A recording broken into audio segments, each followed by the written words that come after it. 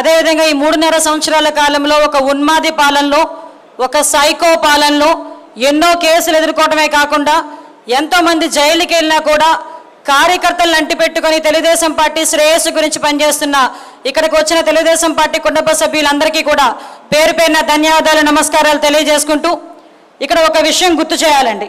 ఇదంతా మనకి తెలియంది కాదు. అంబేద్కర్ గారు ఇచ్చిన రాజ్యాంగం అతిపెద్ద ప్రజాస్వామ్యం. ఈ అతిపెద్ద ప్రజాస్వామ్యమైన భారతదేశంలో నాయకుల గురించి మాట్లాడాలనుకుంటే, టాప్ 10 నాయకత్వం గురించి భారతదేశంలోనే మాట్లాడాలనుకుంటే ఆ టాప్ 10లో టాప్ 5లో ఒకనొక నాయకుడిగా వెలుగొందిన నాయకుడు మన చంద్రబాబు నాయుడు గారిగా ఒక్కసారి మనందరం కూడా గుర్తు చేసుకోవాల్సిన సందర్భం ఈరోజు. ఎందుకనంటే ఈరోజు ప్రజాస్వామ్యబద్ధంగా వ్యవస్థలు నడిపించడంలో కానీ, ప్రజాస్వామ్యబద్ధంగా సంక్షేమ కార్యక్రమాలు ఇవ్వటంలో కానీ, ప్రజాస్వామ్యబద్ధంగా ప్రతి ఒక్క కాన్స్టిట్యున్సీని కానీ రాష్ట్రాన్ని కూడా అభివృద్ధికి పదంలో ముందుకు నడిపించే ఒక మంచి నాయకుడిగా మన చంద్రబాబు నాయుడు గారు టాప్ 10 నాయకుల్లో ఉంటే, ఈరోజు భారతదేశంలోనే అవినీతి పరుల జాబితా అంటూ ఒకటి తీస్తే టాప్ 1 ప్లేస్లో ఉండే ఇక్కడున్న తెలుగుదేశం మన వైఎస్ఆర్సీపీ నాయకుడు, అదేవిధంగా ఈరోజు సీఎం జగన్మోహన్ రెడ్డి పేరుని టాప్ 1లో చూసుకునే పరిస్థితి, దుస్థితి ఈరోజు మనకు కనిపిస్తూ ఉంది. ఎందుకు ఈ విషయాన్ని గుర్తు చేస్తున్నానంటే, ఈరోజు 3.5 సంవత్సరాల కాలంలో ఒక సైకో పరిపాలన ముందుకు నడుస్తుంది, ఒక ఉన్మాది పాలన ముందుకు నడుస్తుంది. దీన్ని ఎదుర్కొనే నిమిత్తం ప్రతి ఒక్క నాయకులు కూడా ముందుకెళ్లే సందర్భం. ఈ విషయంలో ఏంటంటే, కుప్పం నియోజకవర్గంలో నిన్న మొన్న ఒక చంద్రబాబు నాయుడు గారు అక్కడ పర్యటన చేస్తూ ఉంటే ఆ పర్యటన గురించి, అక్కడున్న వైసీపీ తాలూకా దాడుల గురించి చాలా గర్వంగా జబర్దస్త్ నటీమణులు కానీ, అదేవిధంగా నిన్నగాక మొన్న నీటిపారుదల శాఖ మంత్రి, అదేవిధంగా నీటిపారుదల శాఖ మంత్రి అయిన అంబటి రాంబాబు గారు కానీ మిగతా వాళ్ళందరూ చాలా భుజాలు జరుచుకుంటున్నారు. ఏమైందిరా అంటే, చంద్రబాబు నాయుడు గారిని నడి రోడ్డు మీద కుప్పం నియోజకవర్గంలో కూర్చోబెట్టాం. అరే ఇక నేను చెప్పేది ఒకటి ఏంటంటే, చంద్రబాబు నాయుడు గారు వాళ్ళ కుటుంబ సభ్యుల్లో ఎవరో ఒక కుటుంబ సభ్యులు 16 నెలలు జైల్లో ఉండటానికో, ఆర్థికంగా లావాదేవీలకో, లేకపోతే లక్ష కోట్ల రూపాయలు అవినీతి చేశాడనో జైలుకి వెళ్తే రోడ్డు మీద కూర్చోలే. అదేవిధంగా బిజినెస్ సమ్మిట్ పెడితే, ఇన్వెస్ట్మెంట్ సమ్మిట్ పెడితే దాన్ని జల్లికట్టు రూపంలో నేను అడ్డుకుంటాను అని చెప్పి ఎయిర్పోర్ట్ రన్వే మీద కూర్చోలే. తన సొంత నియోజకవర్గంలో ఆకలి వేస్తున్న పేదవాడికి అన్నం పెట్టాలి అనుకున్న మంచి సంకల్పంతో అన్నా క్యాంటీన్ ఏర్పాటు చేస్తే ఆ అన్నా క్యాంటీన్ కూల్చేసిన సందర్భంలో మీ అందరికీ కూడా బుద్ధి రావాలి అని 14 సంవత్సరాల ముఖ్యమంత్రి చేసిన వ్యక్తి నడి రోడ్డు మీద కూర్చున్నారంటే అది సిగ్గుపడాల్సింది పోయి ఈరోజు అదేదో మేము చాలా సాధించామని చెప్పి ఈరోజు మాట్లాడే సందర్భం చూస్తూ ఉంటే సిగ్గు అనిపిస్తుంది.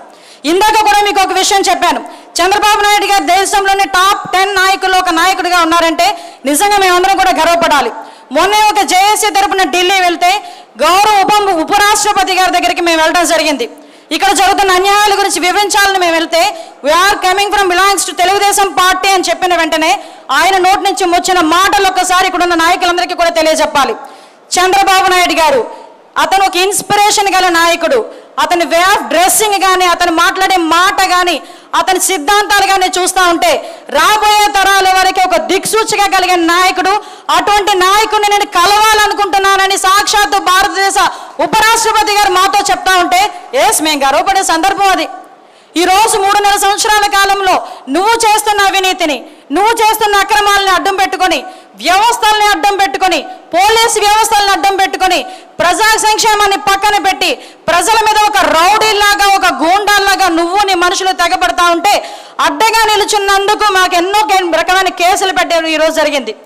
ఒకటే నేను అందరూ కోరుకుంటున్నా, కుప్పం నియోజకవర్గంలో చంద్రబాబు నాయుడు గారు వెళ్తా ఉన్నా, మంగళగిరి నియోజకవర్గంలోకి నారా లోకేష్ గారు వెళ్తా ఉన్నా ఎందుకు దాడులకు ఎగబడుతున్నారా అంటే నేను ఒకటే వాళ్ళని అడుగుతున్నా. 175 స్థానాలకి 175 స్థానాలు మేమే గెలిచేస్తాం అని చెప్పి చంకలు గుద్దుకుంటున్న ఈ పెద్ద నాయకులు చంద్రబాబు నాయుడు గారు కుప్పంలో తిరిగితే నీకొచ్చిన నొప్పేంటి, మంగళగిరిలో లోకేష్ గారు తిరుగుతుంటే నీకొచ్చిన నొప్పేంటి?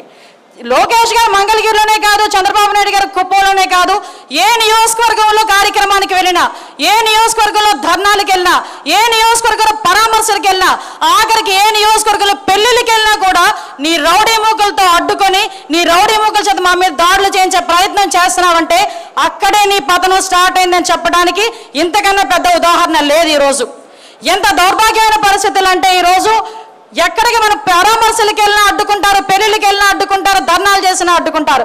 ఆఖరికి అందరికీ అన్నం పెట్టి అన్నా క్యాంటీన్ పెట్టాలనుకున్నా కూడా వాళ్ళ వైసీపీ మూకల చేత ఇష్టానుసారంగా ధ్వంసం చేయించే పరిస్థితి ఈరోజు కనిపిస్తూ ఉంది. ఎందుకు ఇవన్నీ చేస్తున్నారంటే జగన్మోహన్ రెడ్డికి వ్యవస్థల మీద పట్టు లేదు, వ్యవస్థలంటే గౌరవం లేదు. పోలీసులు నా దగ్గర ఉన్నారు కదా, నేను ఎంతవరకైనా వెళ్ళొచ్చు అనుకునే తత్వం ఉన్న వ్యక్తి. అటువంటి ఐడియాలజీ ఉన్న వ్యక్తిని ఎవరైనా కనుక వ్యతిరేకిస్తే ఆటోమేటిక్గా వాళ్ళందరి మీద కేసులు పెట్టే పరిస్థితి మనందరికీ తెలుసు. ఎవరైతే తప్పు చేస్తాడో వాడిని వెనకాతలు పెట్టి దాచే పరిస్థితి రోజు ముఖ్యమంత్రి జగన్మోహన్ రెడ్డి దగ్గర ఉంది. ఎందుకు దాయడండి? ఈరోజు పరిస్థితి ఎంత దౌర్భాగ్యం అంటే మహిళల మీద దాడుల సంఖ్య ఈరోజు నేషనల్ క్రైమ్ రిపోర్ట్ ప్రకారం మనం కనుక రిపోర్ట్ తీసుకుంటే ఇది ఎవరో తెలుగుదేశం పార్టీ ఇచ్చిన సర్వేనో ఇంకో పార్టీ వాళ్ళు ఇచ్చిన సర్వేనో కాదు. నేషనల్ క్రైమ్ రిపోర్ట్ ప్రకారం ఈరోజు ఆంధ్రప్రదేశ్లో ఈ ఒక్క సంవత్సరంలో 17,752 కేసులు మహిళల మీద మహిళలకు వ్యతిరేకంగా నమోదైనాయి. అంటే ఒక్కసారి మనందరూ కూడా ఆలోచించుకునే పరిస్థితి. అంటే సగటున రోజుకి 48 కేసులు మహిళల మీద, అఘాయిత్యాల మీద, వాళ్ళ మీద హత్యల గురించి, అత్యాచారాల మీద కేసులు నమోదైనాయి. అంటే ఎందుకు జగన్మోహన్ రెడ్డి మహిళలంటే ఇంత చిన్న చూపు అని అడుగుతున్నా. ఎలక్షన్లో రోడ్డు మీదకి వెళ్ళాడు, ముద్దులు పెట్టాడు, అన్నీ కూడా ఆడవాళ్ళకి ముద్దులు పెట్టి అక్కా చెల్లెమ్మలు అని చెప్పి ఈ రోజు అక్కా చెల్లెమ్మలు రక్షించుకోవడంలో ఎంత ఉదాసీనత ప్రదర్శిస్తున్నాడంటే అసలు వాళ్ళందరూ కూడా మనుషులే కాదన్నట్టుగా ప్రవర్తించే ప్రవర్తన. వాళ్ళ ఎమ్మెల్యేలు, వాలంటీర్ దగ్గర నుంచి ఎంపీల వరకు కూడా ఆడవాళ్ళ మీద వెకిలి చేష్టలు వేసిన, వెకిలి మాటలు మాట్లాడుతున్నా కూడా వెనకేసుకొస్తున్నాడే తప్పించి ఏ రోజు కూడా వాళ్ళకి పనిష్మెంట్ ఇచ్చే పరిస్థితి కనిపించలే. గంట అరగంట రాంబాబు, అవంతి శ్రీనివాసులకి పనిష్మెంట్ బదులు ప్రమోషన్ ఇచ్చాడు. నిన్నగాక మనందరం కూడా చూసాం, ఒక డర్టీ ఎంపీ పిక్చర్ మనందరం కూడా చూసాం. ఆ రోజు డర్టీ ఎంపీకి సంబంధించిన గోరెట్ల మాధవ్ సంబంధించిన ఇష్యూ వచ్చినప్పుడు మేమందరం ఒకటే బాధపడ్డాం. ఒక ఎంపీగా, వైఎస్ఆర్సీపీ ఎంపీగా ఈరోజు ఆంధ్రప్రదేశ్ పరువు తీయలేదు. ఒక ఆంధ్రప్రదేశ్ సంబంధించిన ఎంపీగా ఢిల్లీలో ఉన్న వాళ్ళు ఎవరైనా ఒక ఎంపీ వీడియో బయటకు వస్తే, నోట్ వీడియో బయటకు వస్తే ఇది ఏ రాష్ట్రానికి సంబంధించిన ఎంపీ అని అడుగుతారు కానీ ఏ పార్టీకి సంబంధించిన ఎంపీ అని తర్వాత అడుగుతారు. అటువంటిది ఈరోజు ఆంధ్రప్రదేశ్ పరువుని ఢిల్లీ నడివీధుల్లో అక్కడ పరువు తీసేడైనా ఈరోజు అలాంటి వ్యక్తి మీద మీరు చర్యలు తీసుకోండి అని ఒక రాజకీయ పార్టీ మహిళా నేతలే కాకుండా సోషల్ యాక్టివిస్టులు కూడా రోడ్డు మీదకి వచ్చి ఢిల్లీ వరకు వెళ్ళి రాష్ట్రపతి గారికి కూడా ఒక రిప్రజెంటేషన్ ఇస్తే, అక్కడి నుంచి రాష్ట్రపతి గారి దగ్గర నుంచి కూడా సిఎస్ గారికి లెటర్ వస్తే ఈ రోజు వరకు కూడా ఉలుకు పలుకు లేకుండా అసలు ఏమీ జరగనట్టుగా మాట్లాడే పరిస్థితి ఈరోజు జగన్మోహన్ రెడ్డిది.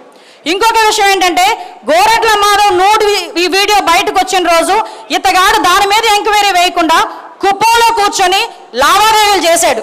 ఏందిరా లావాదేవీలు అంటే చంద్రబాబు నాయుడు గారి మీదకి రాయేస్తే 10,000, చంద్రబాబు నాయుడు గారి కాన్వాయ్ మీద రాయేస్తే ₹1,00,000 అని ఒక పేటీఎం కుక్కలకి వీళ్ళందరికీ కూడా డబ్బులు ఎర చూపించి చంద్రబాబు నాయుడు గారి మీద దాడి చేయించే కార్యక్రమానికి ఆ రోజే శ్రీకారం చుట్టాడు.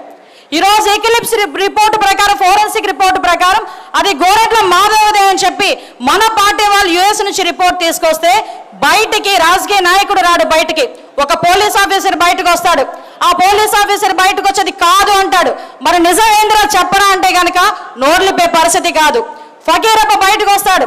ఫకీరప్ప గారి గురించి కూడా ఒక విషయం చెప్పాలి. శాటిలైట్ కమ్యూనికేషన్స్ లో ఆయన ఎక్స్పర్ట్. ఆయన వైజాగ్ లో డిఎస్పీ కింద పనిచేసి, డీసీపీ కింద పనిచేసినప్పుడు ఓన్లీ టవర్ బేస్ చేసుకుని 2-3 మర్డర్ కేసుల్ని ఛేదించిన వ్యక్తి అది మన గవర్నమెంట్ లో. అటువంటి వ్యక్తి ఈరోజు ఒక మొబైల్లో జరిగిన ఒక వీడియో గురించి అతను ఏకంగా నేను చెయ్యలేను, ఫోరెన్సిక్ రిపోర్ట్కి పంపించలేకపోతున్నానని మాట్లాడగలిగాడంటే వెనకాతల ఎంత దన్ను మనకు ఉందో అర్థం చేసుకోవాలి.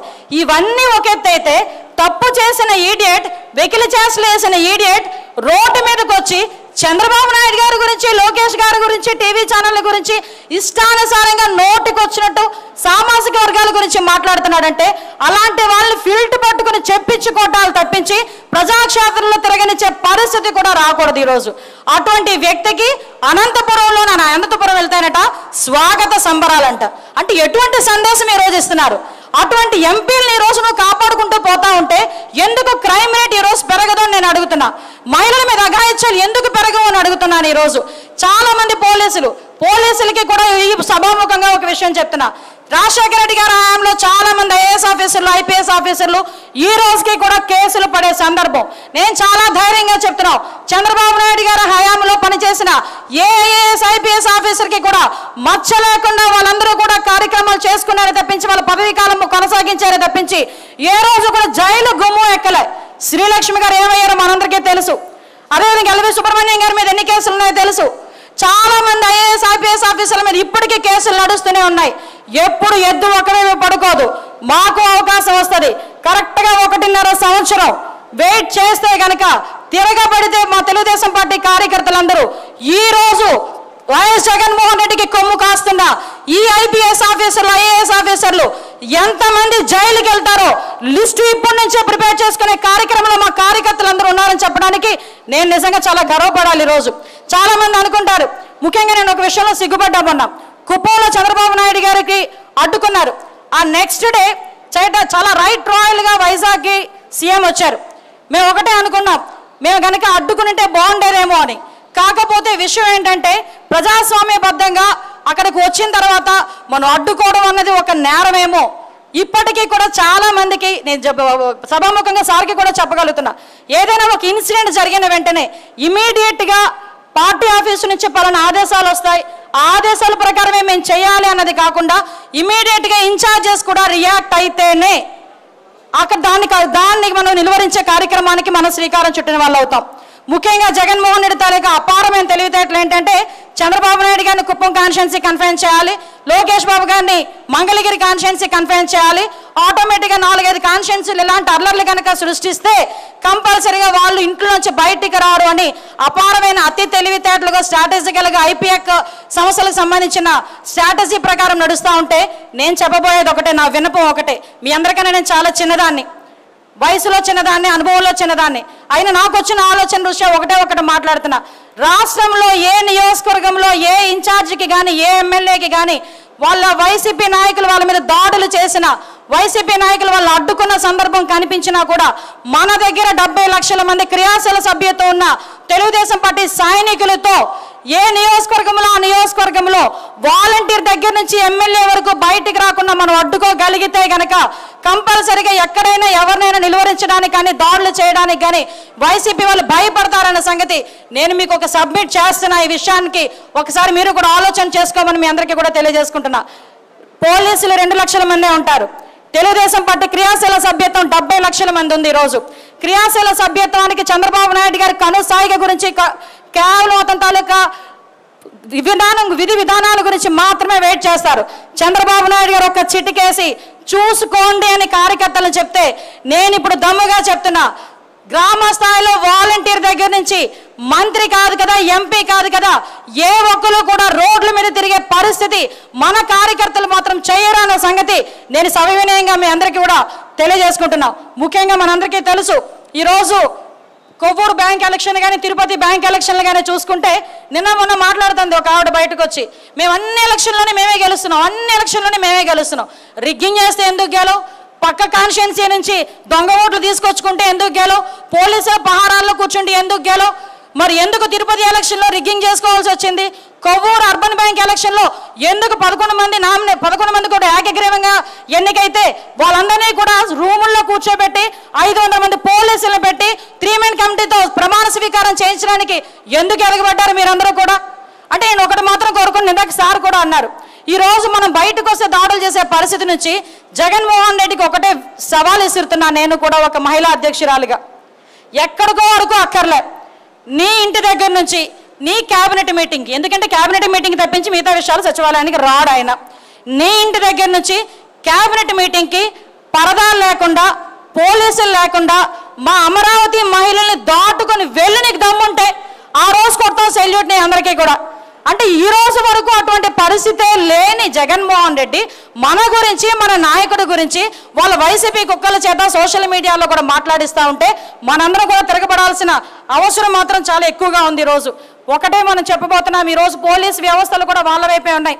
అలాగని అందరూ పోలీసులు అలా లేరు. చాలా మంది పోలీసులు ఈరోజు బయటకు వచ్చి మన గవర్నమెంట్ వస్తుందన్న సంగతి తెలుసుకొని కూడా చాలా మంది మనకే తిరిగి వచ్చి ఇన్ఫర్మేషన్ ఇచ్చే పరిస్థితి కూడా మనందరికీ కూడా తెలియజేసుకుంటున్నాం. ఈరోజు అన్నా క్యాంటీన్ల విషయంలో అన్నా క్యాంటీన్ అనేసరికి ఉలిక్కిపాటు వస్తుంది. మనం చాలా సందర్భాల్లో అన్నాం, ఉన్న అన్నా క్యాంటీన్ తీసేయడం ఏంటయ్యా, మీ అయ్య పేరు పెట్టుకునే రాజన్నా క్యాంటీన్ అని పెట్టుకునైనా ప్రతి నియోజకవర్గంలోనే 5 రూపాయలకి అన్నం పెట్టచ్చు కదా అని అడిగితే దానికి కూడా ముందుకు రాకుండా డబ్బులు పోగేసుకోవడమే లక్ష్యంగా ఉన్న జగన్మోహన్ రెడ్డి ఈరోజు అన్నా క్యాంటీన్లు కూడా నిర్వీర్యం చేసే పరిస్థితి. అమ్మ పెట్టదు అడుక్కు తిననివ్వదని అతను అన్నా క్యాంటీన్లు పెట్టడం, మనం పెడతా ఉంటే ఈరోజు మొన్న కుప్పంలో జరిగింది, ఈరోజు తెనాల్లో జరిగింది, రేపు పొద్దున ఇంకో నియోజకవర్గంలో జరుగుతుంది. ఈరోజు అన్నా క్యాంటీన్లు కూడా మనం అందరం కూడా ప్రతి నియోజకవర్గంలోనే పెట్టుకునే ఏర్పాటు కూడా మనందరం కూడా చేసుకోవాలని. అదేవిధంగా మనందరికీ తెలుసు, ఈ రోజుకి కూడా దేశం మొత్తం మీద రాజధాని లేని రాష్ట్రం ఏందిరా అంటే ఆంధ్రప్రదేశ్ పేరు చెప్పాలి. ఒకానొక సందర్భంలో అమరావతిని బంగారు గుడ్లు పెట్టే బాత కింద మనం అభివర్ణించుకుంటే ఈరోజు అదే అమరావతి పరిస్థితి ఎలా ఉందంటే రైతులు బయటకు వచ్చి ఈరోజు వాళ్ళకి పాదయాత్రలు చేసే పరిస్థితి ఈరోజు కనిపిస్తూ ఉంది. ఈరోజు అదే పాదయాత్రకి హైకోర్టు ఇచ్చిన తీర్పుకి వాళ్ళు లొంగి ఉండాలని చెప్పి, అమరావతిని రాజధానిగా కొనసాగించాలని చెప్పి అమరావతి రైతులు చేస్తున్న ఈ పాదయాత్రకి నియోజకవర్గాల తరపున ప్రతి ఒక్కరు కూడా ముందుకెళ్లాలని మనస్ఫూర్తిగా కోరుకుంటూ చివరిగా ఒక విషయం చెప్తున్నానండి. రాబోయేది చంద్రన్న గవర్నమెంట్, రాబోయేది తెలుగుదేశం పార్టీ గవర్నమెంట్. ఒక్కటి మనం చాలా గట్టిగా చెప్పగలగాలి, ప్రతి ఒక్క కార్యకర్త చాలా గట్టిగా చెప్పగలగాలి, రాబోయేది చంద్రబాబు నాయుడు గారి గవర్నమెంట్. ఈ గవర్నమెంట్లో మీరు చేస్తున్న అఘాయిత్యాలు అక్రమాలకి తిరిగి రిటర్న్ గిఫ్ట్ ఇచ్చే పరిస్థితి మా దగ్గర ఉంది. బతికి పోదాం అనుకున్న వాళ్ళు ఊళ్ళు దాటుతారో, దేశాలు దాటుతారో, దేశాలు దాటడానికి వీసాలు రెడీ చేసుకుంటారో రెడీ చేసుకోండి. ఒక్కరిని కూడా వదిలిపెట్టేది లేదని మాత్రం మీ అందరికీ కూడా హెచ్చరిస్తూ ఈ అవకాశం వచ్చిన మీ అందరికీ కూడా ప్రత్యేకంగా ధన్యవాదాలు తెలియజేసుకుని సెలవు తీసుకున్నా. జై హింద్, జై తెలుగుదేశం. హాయ్ ఫ్రెండ్స్, మా టుడే టుమారో యూట్యూబ్ ఛానల్ చూస్తున్నందుకు చాలా థ్యాంక్స్. మరిన్ని లేటెస్ట్ వీడియోస్ కోసం వెంటనే సబ్స్క్రైబ్ చేయండి. అలాగే ఈ బెల్ ని కూడా రింగ్ చేసేయండి. మా నోటిఫికేషన్స్ అన్ని మీ మొబైల్లో వస్తాయి. అలాగే మా వీడియోస్ మీకు నచ్చితే లైక్ చేయండి, షేర్ చేయండి, నచ్చకపోతే కామెంట్ చేయండి.